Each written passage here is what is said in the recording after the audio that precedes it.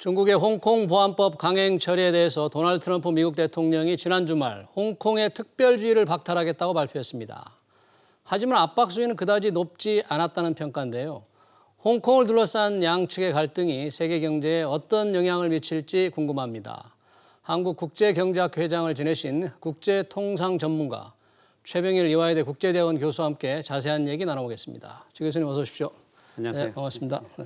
요즘 미중 통상 문제 워낙 밝으셔서 강연하러 다니시느라 굉장히 바쁘시겠어요. 강연하는데 이제 청중이 없죠. 청중이 없었어요. 네, 온라인으로. 웹캠으로. 자, 트럼프 대통령이 지난 주말에 이제 홍콩의 특별주의를 박탈하겠다 이렇게 발표를 했지 않습니까? 네, 네.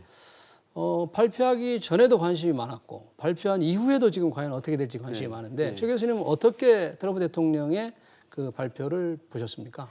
트럼프 대통령의 발표에 대해서 이제 시장이 생각보다는 걱정하는 것보다는 괜찮았다는 평가를 지금 하고 있는데요. 네.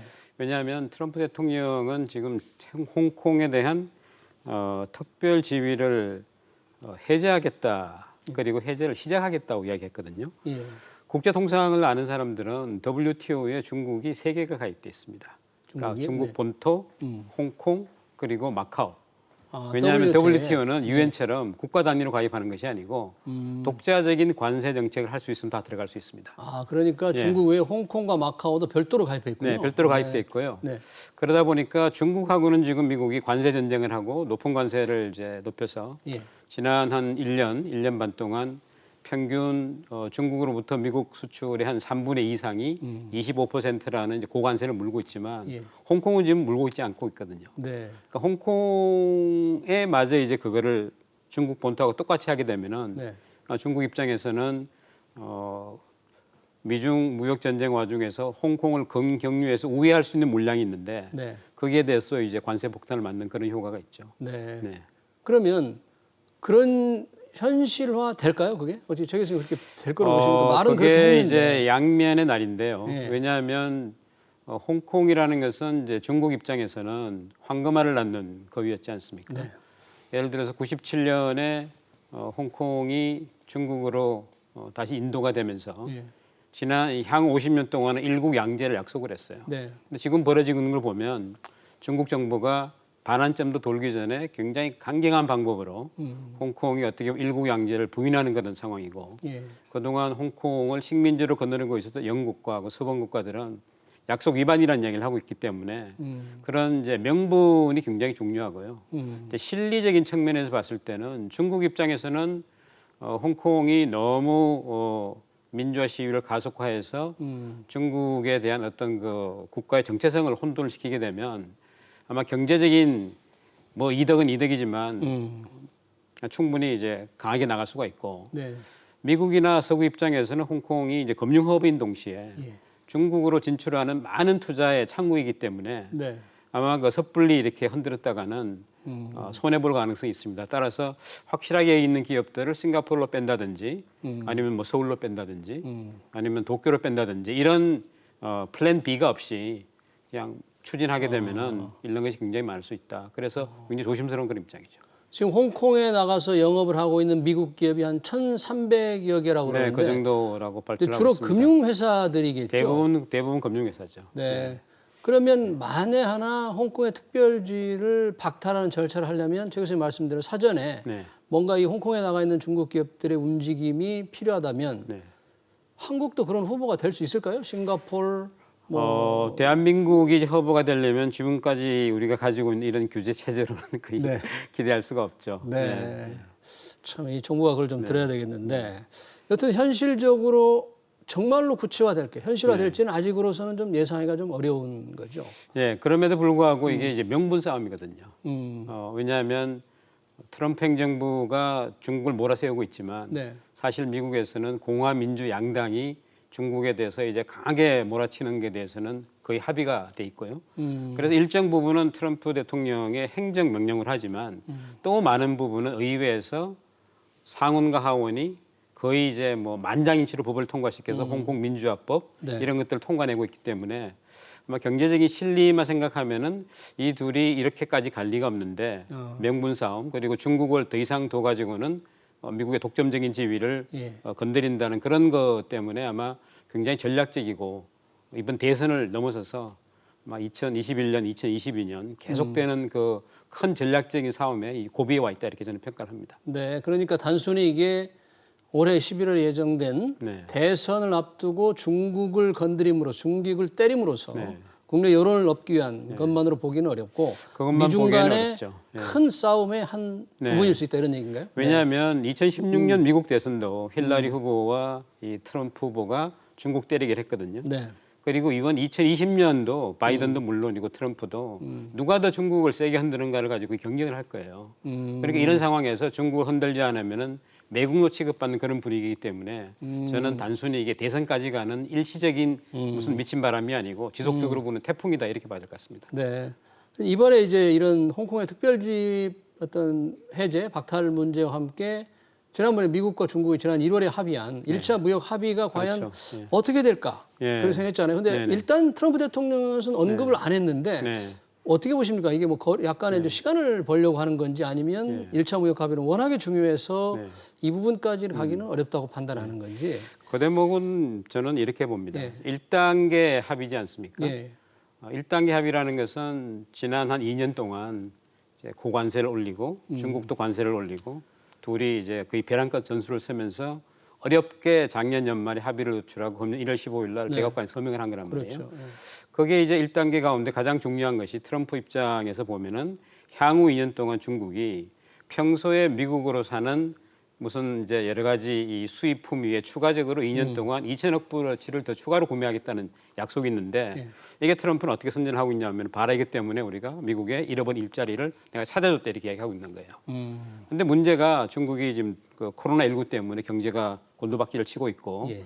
이걸 이행하기가 좀 어려운 게 사실이지만 또 미국은 이제 중국한테 코로나19가 중국 바이러스다 책임을 몰아세우고 있지만 예. 중국은 이번에 끝난 양회에서 선제적으로 이걸 포기할 생각이 없고요. 지키겠다고 얘기를 하고 있어요. 이런 상황에서 트럼프가 만약 이거를 깨버리게 되면 네. 자기가 이번 대선에 나가지고 어.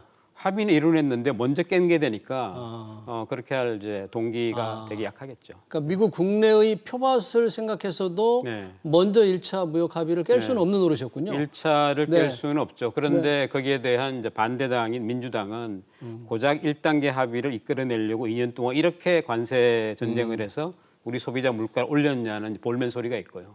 왜냐하면 1단계 합의라는 것은 2단계 합의로 가야 되는데 1단계 합의에서 해결 못한 문제가 뭐냐면은 중국 경제 체제의 핵심인 엄청난 보조금, 국영기업들 이 문제는 건드리지도 못했어요. 그래서 이 문제를 건드려야 되는데 만약에 트럼프 입장에서는 대선에 가서 보라 나 앞에 모든 대통령이 중국하고 협상을 했는데 나만이 합의를 이끌어냈고 나만이 이행하는데 또 이렇게 하고 싶지 네. 그거를 깬 걸로 자기 이야기하고 싶지는 않은 거거든요. 국내 표밭을 생각하면 할 수 없는 그런 상황인데요. 네. 근데 이번에 이제 홍콩의 특별지위를 박탈한다고 여튼 트럼프 대통령이 지난 주말에 발표를 했는데 네.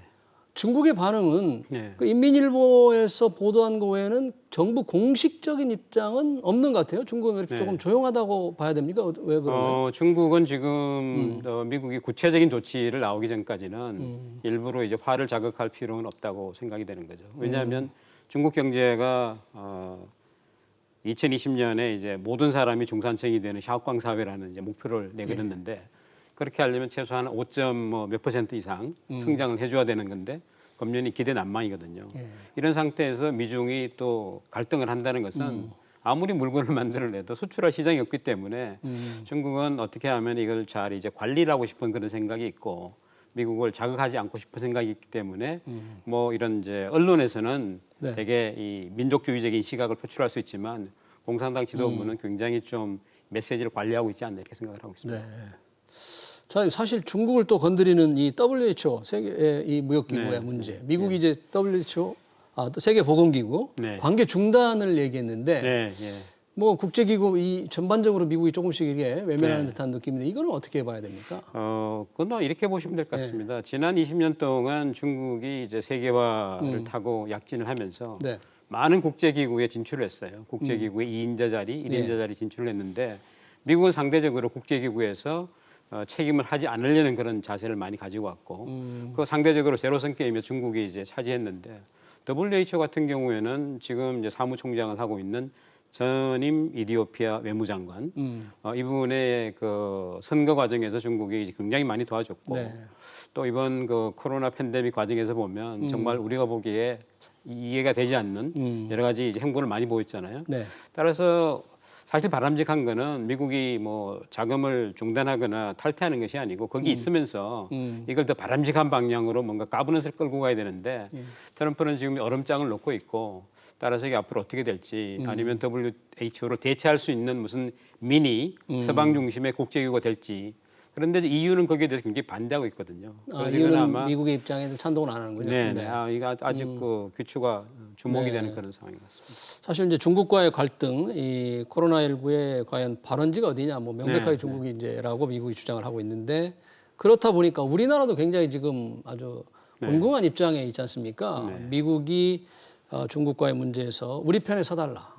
더군다나 뭐 G7 회의에 한국 또 초청해서 9월에 뭐 한다는 건데 과연 이런 때 우리는 어느 쪽에 어떻게 이 전략을 쳐야 될지 뭐 모호한 전략이라고 하지만 어떻게 할 수 있겠습니까? 지금 앵커께서 이제 한국의 뭐 선택의 문제를 물어보시는데 저는 많은 분들이 이 지금 미중에서 벌어지는 갈등 속에 한국이 어디에 서냐고 이렇게 문제를 설정하면 그건 틀렸다고 생각합니다. 우리가 설 수 있는 게 아닌가요? 예, 왜냐하면 대한민국은 기본적으로 무역을 해서 여기까지 온 나라고 또 한국이라는 기반을 가지고는 우리의 주력 핵심 제조업을 살릴 수가 없기 때문에 계속 세계로 나가야 되는데 그럼 우리한테 유리한 환경이 미중이 협력을 하고 그리고 국제가 잘 작동을 하고 그렇죠. 자유무역체 돌아가고 기술 생태계가 협력을 해야 되는데 이 네 개가 다 흔들리잖아요.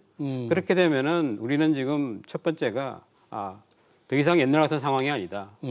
오늘 앞으로 우리는 어떻게 해야 될지 기본 전략을 바꿔야 되는데 기본 전략과 앞으로 이것이 일시적인 광풍이 아니고 지속적으로 부는 태풍이라는 생각 속에 흔들리더라도 다시 일어날 수 있는 그런 비전을 세우고 그리고 지금 우리 외교 안보가 따로 있고 산업 자원이 따로 있는데 지금은 보면은 예전에는 체제가 달라도 거래할 수 있는 체제인데 지금은 체제가 다르면은 거래가 위협받는 외교 안보하고 산업 통상이 맞물리는 거거든요. 근데 지금 대한민국 정부에서는 이 두 개를 연결하는 컨트롤 타워가 없습니다.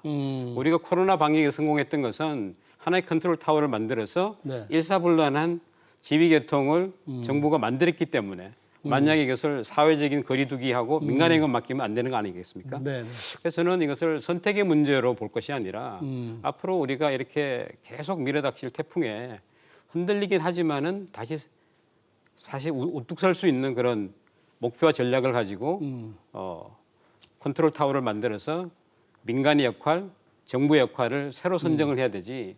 기회가 있을 때마다 우리는 어디에 서냐 이렇게 하면은 우리 자존심도 많이 상하고요. 또 다른 나라들이 봤을 때 한국은 신뢰할 수 없다. 뭐 이런 우리의 매력을 스스로 깎아먹는 그런 우려가 있습니다. 근데 어느 나라가 외교 전략이나 뭐 통상 전략을 세울 때 국익과 실익이 중심이 돼야 되잖아요. 명분과 신뢰가 같이 균형을 이루어야죠. 함께 취한다는 원칙을 분명하게 정하면 될 텐데 지금 그런 원칙을 정하고 있는 건지 그런 원칙을 정하기 위해서 아까 말씀하신 외교, 정치 외교와 통상 이런 분야의 정부의 어떤 협조가 잘 이루어지고 있는 건지 그것도 잘 안 보이는 것 같아요. 저는 이제 정부에서 역할을 자임을 해야 될 부분이 분명히 있고요. 미중 지금 신냉전이 가속화되는 상황에서 정부는 그동안 민감한 문제에 대해서는 이제 빠지고 기업이 알아서 해야 될 거라고 이야기를 하는데 막상 기업은 알아서 할 수가 없죠. 예전에 뭐 롯데 같은 경우에 사드 부채 상당히 곤혹스럽죠. 그렇죠. 기업이 알아서 할 수 없기 때문에 정부는 어떻게 보면은 뭐 다른 나라로부터 좀 불편한 관계를 초래하더라도 이 상황을 길게 내다보고 그리고 옛날로 돌아갈 수 없다는 것을 사실 분명히 인지를 하게 된다면은 아마 새로운 전략을 만들고 컨트롤 타워를 수립할 수 있을 거라고 저는 봅니다. 우선 당장에 다가온 G7의 한국과 호주 또 인도, 러시아 4개 나라를 더 초청해서 G11을 만들겠다는 트럼프의 구상은 동료 국가, G7 국가 내에서 동의를 받을 수 있을까요?